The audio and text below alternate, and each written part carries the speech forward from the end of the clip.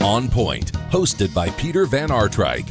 Conversations with interesting and informative experts on technology, branding, culture, social media marketing, and other great topics. Hello again, everybody. This is Peter Van Artryk, your host for On Point, brought to you by our good friends at Wells Media, which includes Carrier Management, Insurance Journal, and other fine publications. Our guest today is Bobby Touran, who a few years ago founded Rainbow, a restaurant-focused MGU insuretech that distributes through independent agents. Bobby, thanks so much for joining us. Pleasure to be here, Peter. Thanks for having me. Yeah, I'd like to, we have so much to talk about. Rainbow is a really interesting company. For those who can safely surf, it's userainbow.com. Bobby, where are you from originally? Originally grew up outside of Boston, currently living in the San Francisco Bay Area with my family. Okay. And so you're in Silicon Valley. Yeah. Okay. So you have not abandoned the city like a lot of people.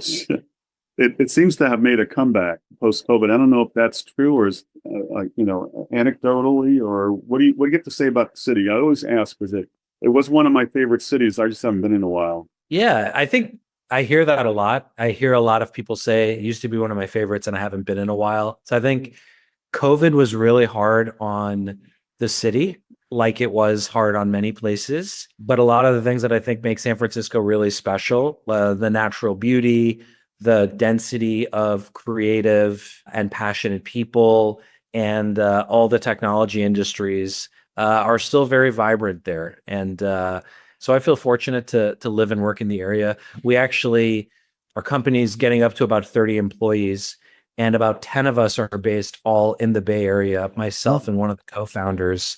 And he's our head of technology, and him and I really wanted to have a hybrid work culture. So we specifically recruited all of our software engineers, so that's about like a third of our headcount, in the Bay Area, so that we could meet at an office in San Francisco a couple times a week.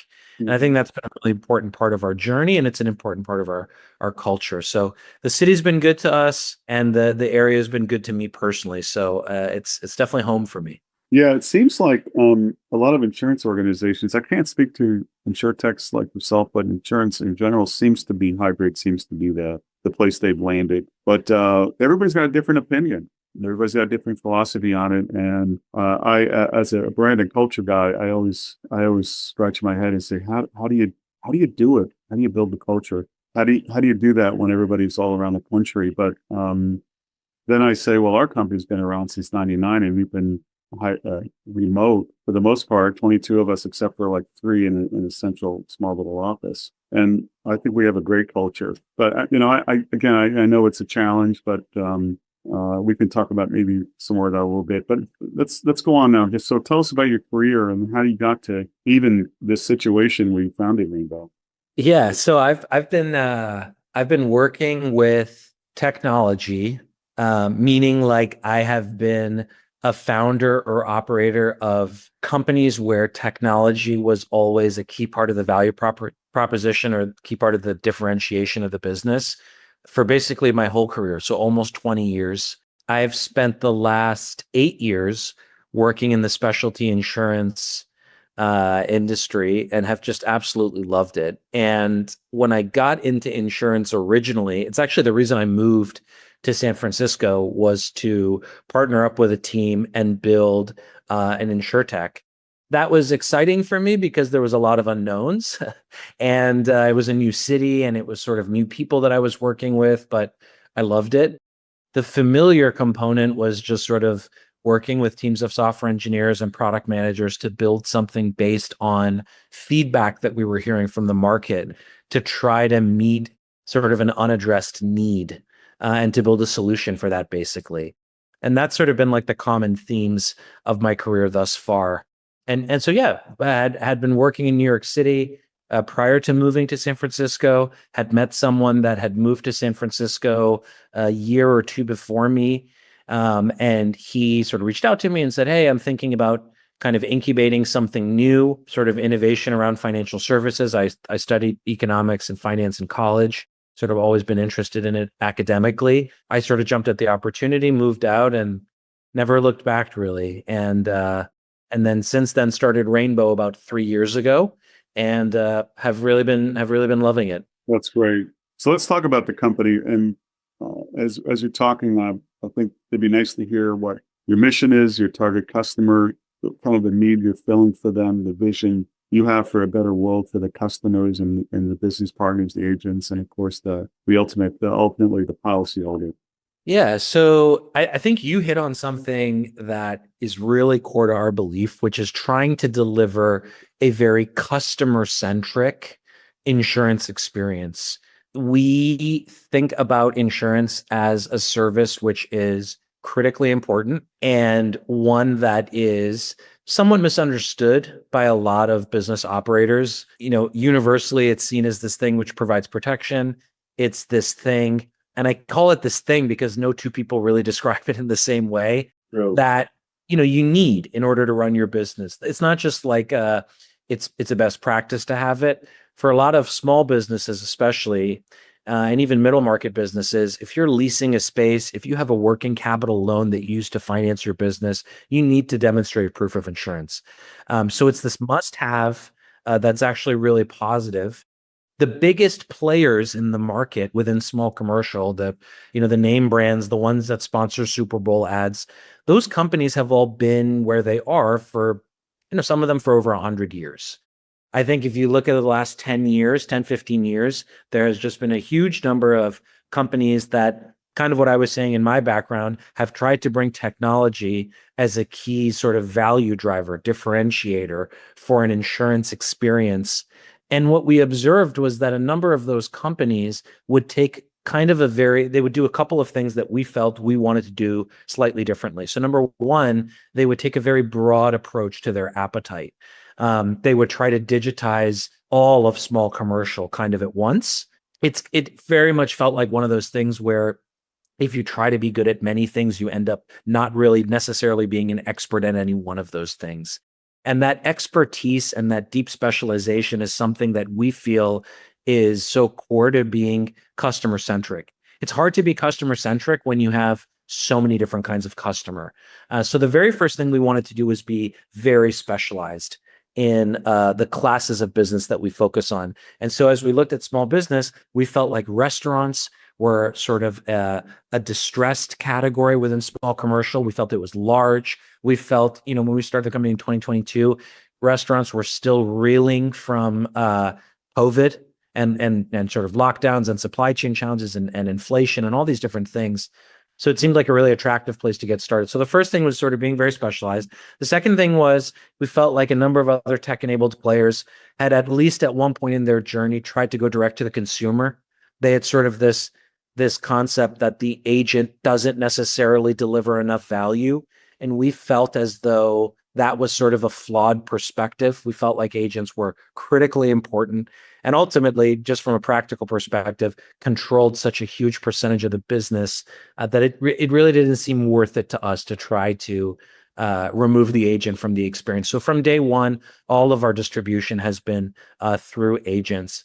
And then the third thing was it felt like a lot of the technology-enabled companies took a very binary view on the role of tech, in the sense that you could either have a technology-only experience or it had to be human-only. There were really no good examples that we could think of that deeply combined software that was very purpose-built, and we build all the software that we use as a company ourselves. We think that's a key part of being customer-centric. It's a key part of our culture. It's a key part of our values.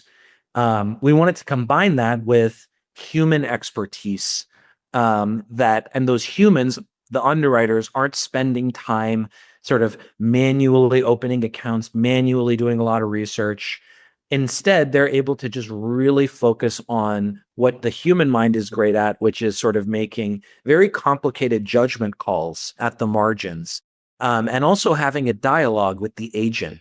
Again, because we were so focused on the agent channel, we knew that obviously relationships matter and agents want to talk to people. And all of these three things together, purpose-built software, specialized underwriting focus, and then humans in the loop, the vision was to sort of be able to deliver the best loss ratios possible within any class of business that we focused on. And we felt like ultimately if we were delivering a great experience and we were delivering the best loss ratios, that's sort of like nirvana for us as a company. And that's sort of like what we're building towards every day. It's funny you mentioned loss ratio because a lot of insuretechs have been in the news with, it's one thing to write business, it's another to keep it, it's another to write business and write it profitably. I mean, you feel free to give numbers, but what has been the retention? What has been your experience and when you talk about the loss ratio? Because I think that's hugely important for companies. Nobody makes money until 3 years in anyway. Last I checked, just with the cost of acquisition and bringing on business, hopefully getting renewals, it's a tough business, Bobby. I give you a lot of credit and keeping the focus on the three things. It makes a lot of sense, but it's pretty hard business. It is hard. And I think, one of the things about our culture and the people that we have here is that we all kind of, for better or worse, we love hard challenges. And, I think the entrepreneurial optimism is that the other side of something hard is if you can do it, it's generally going to be pretty valuable. And that's just sort of the mentality that we come to work with every day. I think you're absolutely right that loss ratio and retention are, or certainly should be, the core focus of any company that is an underwriting company for sure, which is very much what we consider ourselves. The retention, I would say kind of two comments in general, and it's kind of the same thing actually, but we're still a fairly young company. So to your point, 3 to 5 years in is really the point at which I'm going to feel most confident in the strength of the performance. And in the early days, basically what we're trying to do is avoid the mistakes that are avoidable. And then really from an underwriting perspective, try to not make trade-offs that are ultimately unsustainable. From an underwriting perspective, that means don't just try to buy the business. Don't try to win goodwill with agents by consistently being the cheapest product in the market. Those are the types of decisions that, unfortunately, because you're totally right, this is kind of a long game. If you make those decisions early on, I'm still pretty new to the industry. I haven't even been in it for a full 10 years, but people who have been in it a lot longer than me say, 100% of the time, those are the decisions that you just can't outrun and that ultimately end up kind of poorly for you. So I'll say that thus far, our loss ratio and our retention is trending better than we had expected. And we had already set pretty aggressive goals for both of them, which I think is very positive. You can't see me, but I'm knocking on wood here. And we hope to continue that. Knock away. But I think we really do have to see kind of, and the only thing that will tell this is time. How did we underwrite in the future?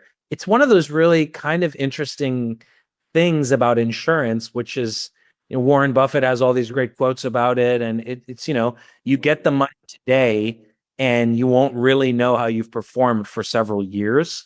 And that's both kind of unsettling, but it's also just sort of the nature of the business. So far, we've been very pleased with retention and loss ratio, and our agents have been super helpful in giving us a lot of just guiding feedback in terms of how we perform on a few different sort of variables. One is just general experience, ease of doing business.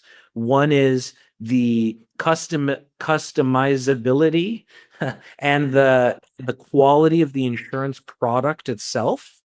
And then sort of the insurance value, which is the third thing, which is sort of the balance between price and coverage. So far, the feedback has been really positive on those three things, but we really do treat it as every day is a new day, and we have to approach it kind of with that long-term view in mind. Yeah. Well, thanks for that, Bobby. My head is spinning with more questions about the business itself. It's fascinating. So you're an MGU, right? And you're nationwide. Is that correct? Yeah, so we are an MGU. So we incubate our own programs. The restaurant program is sort of it. The product, the core insurance product, is a business owner's policy, or a BOP. That BOP has some additional bolt-on coverages that we get from great insurance partners that we work with. It all feels completely seamless to the agent. And we also offer excess liability from Gen Re on the restaurant program. We write the restaurant program in 30 states, and it is admitted. So yeah, and I can talk more about sort of how the portfolio is going to evolve, but that is where we're at today. Okay. Okay, cool. And do I see on your website that it's also beauty and wellness is another track you're running down? That's right. Yeah. So we launched the restaurant program July of 2023. And then mid-December of 2024, so this past December, we launched a second program, which is also an admitted BOP for the beauty and wellness industry. So the beauty side of that is like salons, whether they're hair salons, nail salons. It includes some body piercing type exposures, some day spas. And then we also, on the wellness side, write a lot of studio-based fitness. So it's like yoga, Pilates, meditation, spinning or cycling. We're not really a market for CrossFit or 24-hour gyms, or sort of some of those more intense workouts. And this is another class that, similar to restaurants, is sort of tenant-based exposure. It's another class that was challenged coming out of COVID. People stopped going to work out in person. Obviously, there was the huge boom with services like Peloton and people working inside their homes or just, working out outside. And but now it's starting to recover, and it's a class of business that our agents were looking for more coverage on. And so we were happy to be able to build a solution that would help them. That's currently in 2 states, and we're actively rolling that out in other states. Yeah, I wonder, my kid says to me, she's a Gen Z, she says, Dad, like, if you had some money to invest, you should invest in tattoo removal parlors.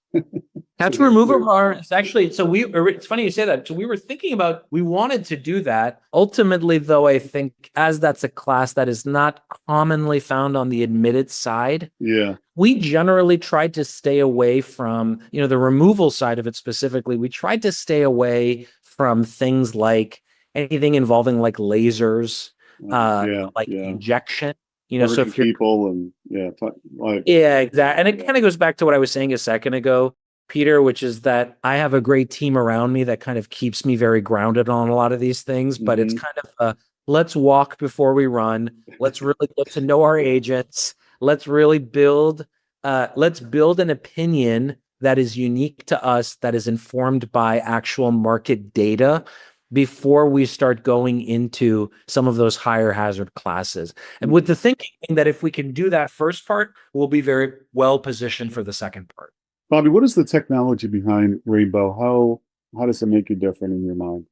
So the technology is, a lot of the components are what I sort of think of as like the core pillars of a digital underwriting company. So that includes a lot of what agents experience on the front end, which is the quote bind platform. And so when an agent comes to Rainbow, they become appointed with us. You can, as you said, if you go to userainbow.com, you can request an appointment. And then through that, you can also log into our web application. You can fill out, our form and submit information to us. And we build and maintain all of that in-house. So we don't use a third-party tool that we've customized. That's all built from the ground up by us.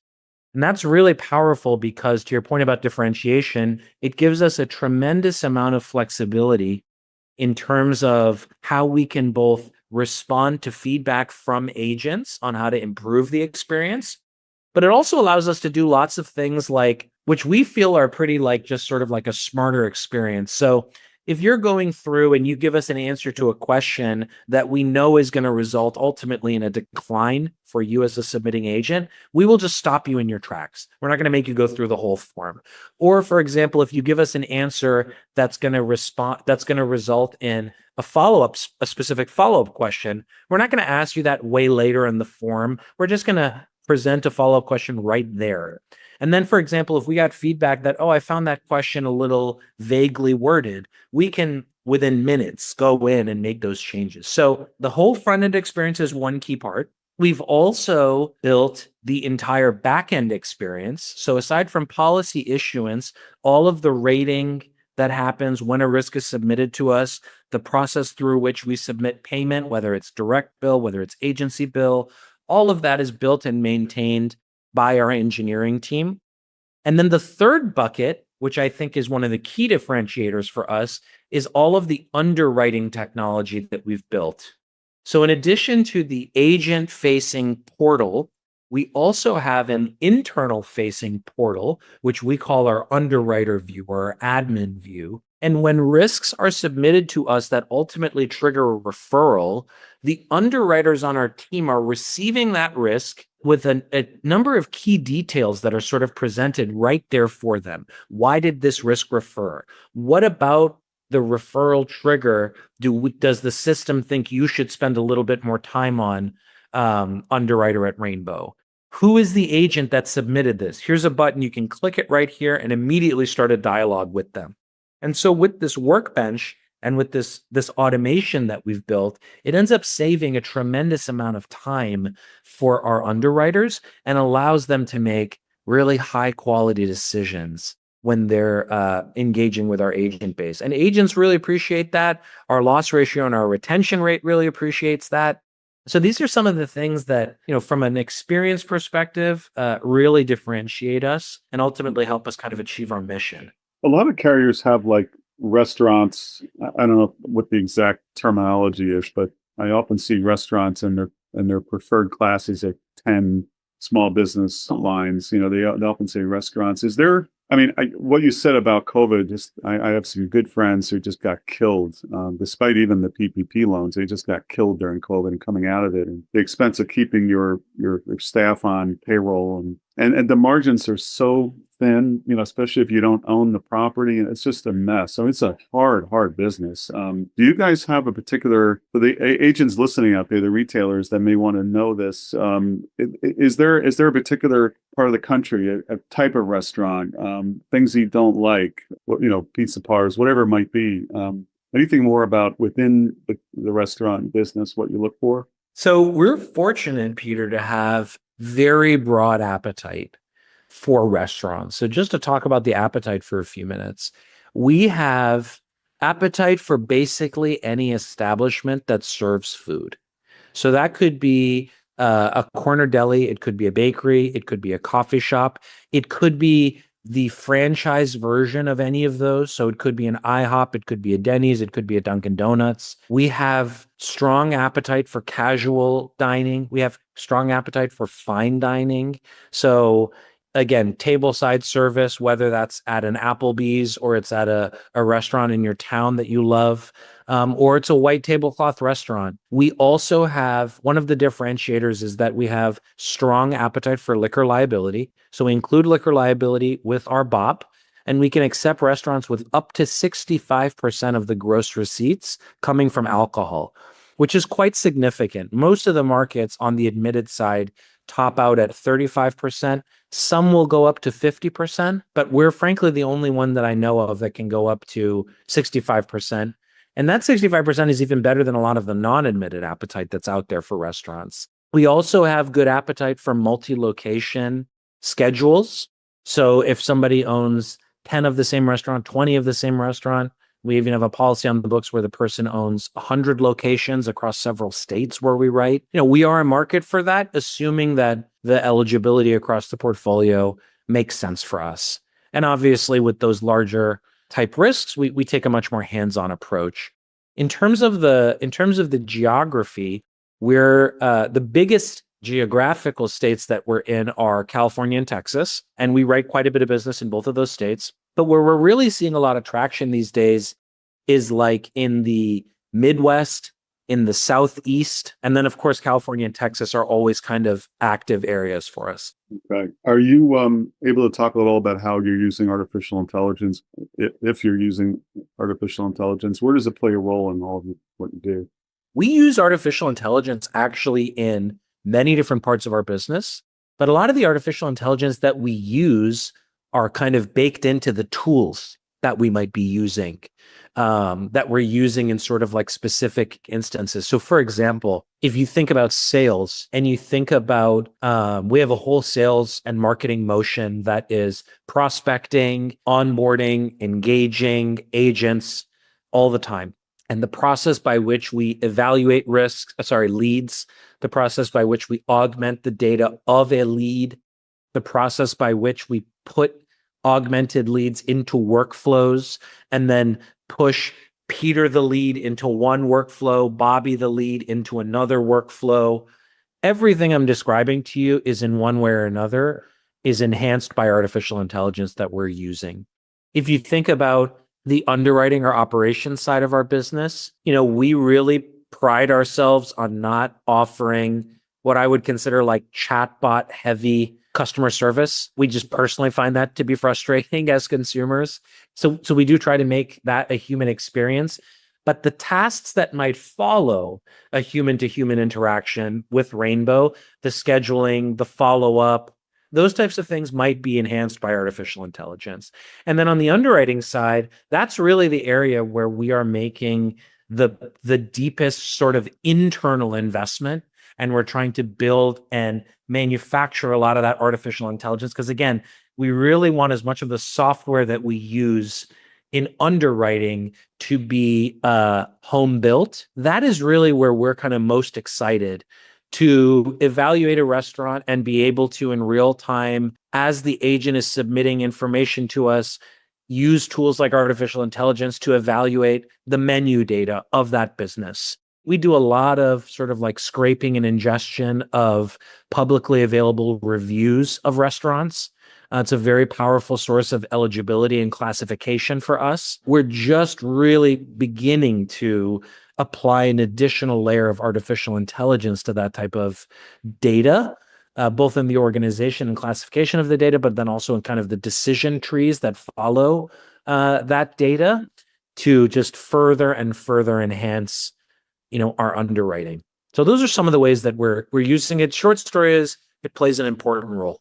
Bobby, you mentioned earlier you were very intentional about looping in the independent agent. How, in your mind, as a tech guy and building a company all around tech and working with the agents, can you paint a picture for us of how the agent is evolving, how the, I should say, successful agent might evolve, or the business model that they in terms of their staffing and marketing and the back office stuff and technology, all of this stuff. I hear what you're saying about the human element. They are a very important distribution channel for so many companies and for consumers. I used to work at the Independent Insurance Agents Brokers of America side. Just a lot of work we did with consumers. It is absolutely preferred, but it's almost like an invisible human element that a lot of consumers don't understand because they're seeing a lot of direct writers on TV, as you mentioned earlier, powered by a lot of money like Warren Buffett has. I just worry. I mean, I don't worry. I see a significant minority of agents really successful. They're doing things differently. What have you seen? Which ones have you talked to that you really like? You don't have to name them, but just the type of agency and how they're set up for the success in the future. Yeah, so we work with a very broad spectrum of agents. So we work with predominantly independent agents. These are diversified in their portfolio, writing both personal and commercial lines. We work with specialists that really only write restaurants or certain classes of business. We also work with large national brokerages that are sort of like name brand brokerages that operate all across the country. And then we'll work with like specific regional offices. So we have a pretty broad view on this. I would say that the agents that are sort of two things. One, I find that the agents that are generally more specialized tend to be taking they tend to have like more of an opinion in a good way about how to sort of use technology, how to differentiate themselves. You can kind of see that in the nature of the markets that they're appointed with. You can see that in the way that they think about growth for their agency. You can view that in the way that they staff their agencies and sort of like what's the head count. As you can appreciate, myself as a small business owner, personnel is your most important asset, and it's generally speaking always your most expensive asset too. That's not a coincidence, I guess. But managing your headcount expense is kind of where a lot of the profitability battle is really fought when you're owning a small business. And so I just find that those agents that are very deliberate about how they think about their overall setup. So that's like one key thing that I look for. Another thing that, and that's not to say that we exclusively work with agents like that, but those are the agents that I see that sort of give me a lot of confidence for kind of like where they're going or whatever is happening. The other thing I would say is the agents that, in addition to sort of being very deliberate, are also kind of like, and I don't mean this in a bad way, they almost have this like anxiety about how they run their business, from the sense of like constantly looking for ways to improve, really like playing a game of inches and thinking to themselves, how can I be a little bit better today? How can I be a little bit better tomorrow? How can I be, versus just, hey, I'm going to build a renewal book and then I'm going to sort of let it cruise from there. You know, the agents that I'm always excited to talk about, generally speaking, anytime I'm in a new city, whether it's for a conference or even sometimes my wife will tell you, even for our family vacations, if I know that we have good agents in those states that are active with us, I'll reach out to them and try to meet them for coffee or lunch or whatever, because I always love to stay close to the agents we're working with. And consistently, the ones that get back to me, the ones that are excited during our conversation and are not necessarily like guarded or apprehensive, those are the ones that are doing a great job with us. And in person, you can tell just like, not just how passionate they are about the agency, but how much they pay attention to the details, how much they kind of sweat the small stuff. And so if I had to, like, in the face of things like AI that everyone's talking about, look, I think AI is going to play a huge role in transforming a lot of the back office, very manual, paper heavy processes of all businesses. This is not just agencies, but whether it's billing, whether it's accounts payable, whether it's policy issuance, whether it's things like endorsements, whether it's claims processing, all of these things are going to be materially impacted by AI over the years to come, of course. But I think that the agents that are going to best respond to that and best adapt in the context of that are those ones that take a very proactive approach to running their business versus a more passive approach to running their business.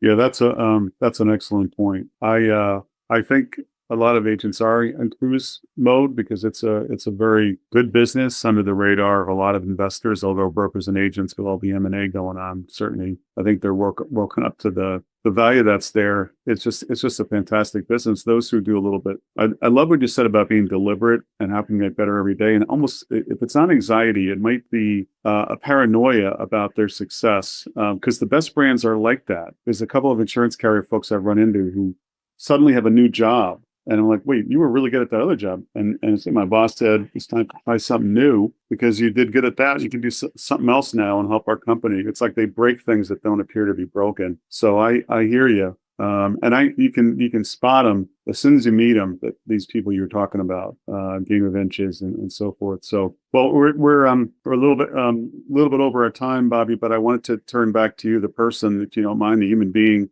as we wrap up here. Is there something that occurred in your career, where you'd say, oh, you really screwed up? But more importantly, what did you learn from that experience? I'm laughing because I absolutely make mistakes every single day. I try to really be honest with myself about that. I'm trying to think about a specific example that was a good learning lesson for me. But I really think that the mistakes that were like the most negative and that had the most learning within them tend to come from people that I've been working with. Mm-hmm. So whether it was a mistake in terms of the degree to which I paid attention to a relationship that actually then down the road ended up becoming very fruitful and beneficial to me, and I hadn't recognized that up front, those are lessons that I always really try to stop and sort of sit with and make sure that I've like learned from what happened. And then, just mistakes that we've made with people that we've worked with. I've been wrong about sort of like the right roles to be hiring for, the right sequence in which to hire people, the right sort of like having a clear understanding of an individual's motivations. And these things are just so important. Ultimately, they're the mistakes that you want to try to not get wrong the next time. But it's also those types of mistakes, both of these that I'm describing, that I'm just absolutely certain I'm going to keep making those mistakes. Yeah. And the only thing I can kind of hope to do is just always be aware and then always try to respond as quickly and as thoughtfully as possible. That's kind of what it all comes down to me. I really think that, and I think this is kind of one of the beautiful things about insurance. Every day is a new day. I always use this line because it's really stayed with me. Someone once told me that insurance is really sold one policy at a time. And I think that that's very true. It's a very wise thing to say. And you're always going to have opportunities to rethink something about a policy or something about kind of a marketing decision or whatever. There's going to be plenty of new opportunities, but with the people that you're working with, you cannot be thoughtful enough is kind of what I'm always reminded. So I would say it would have to be something within that category. Yeah. Well, Bobby, I appreciate your time today. Great chat. I wish you all the best. I hope to meet you one of these insuretech conferences, perhaps, or when I'm out in the city. It's been a long time since I've been to SF, but based on what you're saying, I'm encouraged. So perhaps we'll have a coffee there, and by then you'll be even more successful. Come out anytime, and I'll take us to lunch at one of the restaurants that we insure in San Francisco. I'd love to do that. I would expect nothing less than a customer restaurant. Absolutely. Yeah, that sounds great. Thank you very much, Bobby. Thanks, Peter. Thank you. This has been On Point with Peter Van Artryk, a podcast presentation of Wells Media Group.